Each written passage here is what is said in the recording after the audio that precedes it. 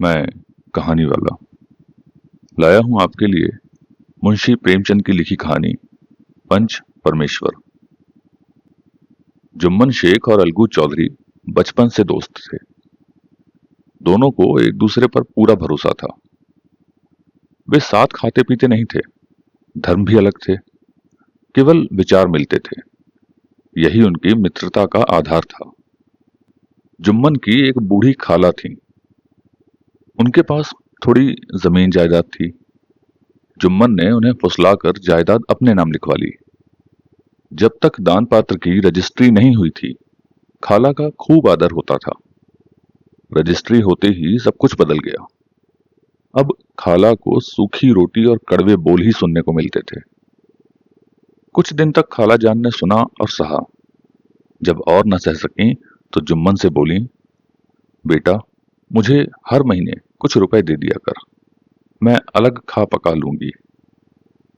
जुम्मन ने रुपए देने से मना कर दिया। इस पर खाला बिगड़ गईं।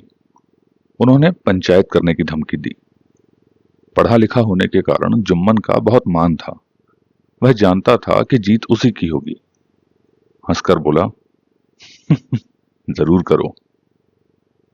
कई दिनों तक बूढ़ी खाला हाथ में लकड़ी लिए घर घर घूमी। सब लोगों से पंचायत में आने के लिए कहा। किसी ने हाँ हूं करके टाल दिया तो किसी ने उल्टे उन्हें ही गालियां दी। चारों ओर से घूम घाम कर बेचारी अलगू चौधरी के पास आई। अलगू से भी पंचायत में आने के लिए कहा। अलगू बोला, आ तो जाऊंगा पर मुंह न खोलूंगा। जुम्मन से मेरी दोस्ती पुरानी है, उससे बिगाड़ नहीं कर सकता। इस पर खाला बोली, बेटा, क्या बिगाड़ के डर से ईमान की बात न कहोगे? खाला चली गई, पर अलगू बहुत देर तक यही बात सोचता रहा। शाम के समय पेड़ के नीचे पंचायत बैठी। खाला ने पंचों के आगे जायदाद का मामला रखा और न्याय मांगा। वे पंच का फैसला मानने को तैयार थीं। फिर सरपंच बनाने की बारी आई। पूछने पर जुम्मन बोला, खाला जिसे चाहें उसे बनाएं, मैं भी पंच का फैसला मानने को तैयार हूं। तब खाला ने अलगू को सरपंच बनाया। जुम्मन खुश हो गया। अब तो जीत उसकी ही होनी थी। पर अलगू कतराने लगा। तब खाला बोली, बेटा, दोस्ती के लिए कोई अपना ईमान नहीं बेचता। पंच न किसी के दोस्त होते हैं न दुश्मन। पंच के दिल में खुदा बसता है। उनके मुंह से जो बात निकलती है वह खुदा की तरफ से निकलती है। अलगू चौधरी सरपंच हुआ। खाला और जुम्मन अब उसके लिए एक समान थे। अब जुम्मन ने अपनी बात पंचों से कही। खाला की जायदाद से मुझे ज्यादा फायदा नहीं होता, इसलिए मैं उन्हें हर महीने खर्च नहीं दे सकता। फिर इस तरह की कोई लिखा पढ़ी भी तो नहीं हुई थी। इस बात पर अलगू जुम्मन से सवाल जवाब करने लगा। जुम्मन हैरान था। फिर अलगू ने फैसला सुनाया। खाला को खर्च देने लायक लाभ तो जायदाद से हो ही जाता है।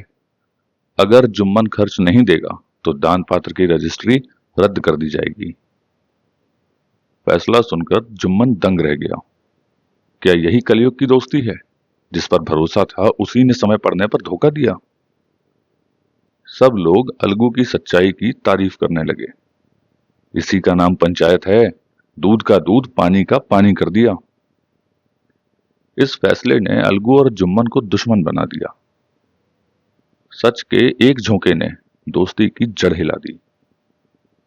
जुम्मन हर समय बदला लेने की सोचने लगा। शीघ्र ही उसे यह अवसर मिला।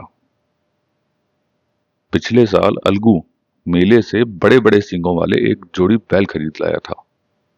पंचायत के एक महीने बाद ही एक बैल मर गया।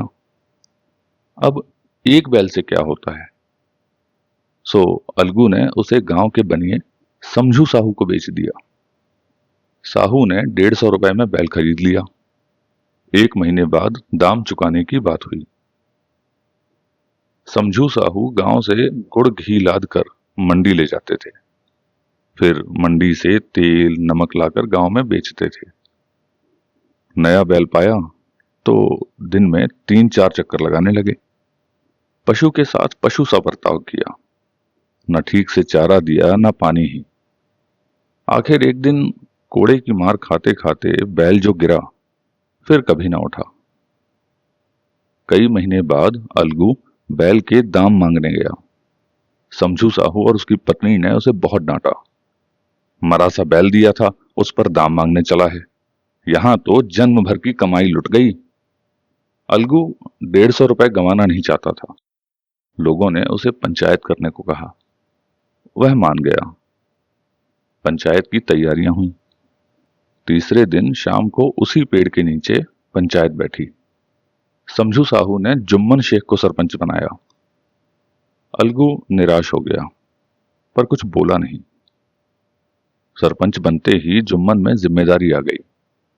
वह न्याय और धर्म के आसन पर बैठा था। यह समय निजी बदला लेने का नहीं था। उसे केवल सच ही बोलना चाहिए। पंचों ने समझू साहू और अलगू चौधरी से सवाल जवाब किया। अंत में जुम्मन ने फैसला सुनाया। जब बैल खरीदा गया था तब वह बीमार नहीं था। समझू साहू की लापरवाही और अत्याचार के कारण ही वह मारा गया। समझू साहू अलगू चौधरी को बैल के पूरे दाम दें। अलगू चाहें तो दाम कुछ कम कर सकते हैं। अलगू खुशी से झूम गया, उठ खड़ा हुआ और जोर से बोला, पंच परमेश्वर की जय। थोड़ी देर बाद जुम्मन अलगू के पास आया।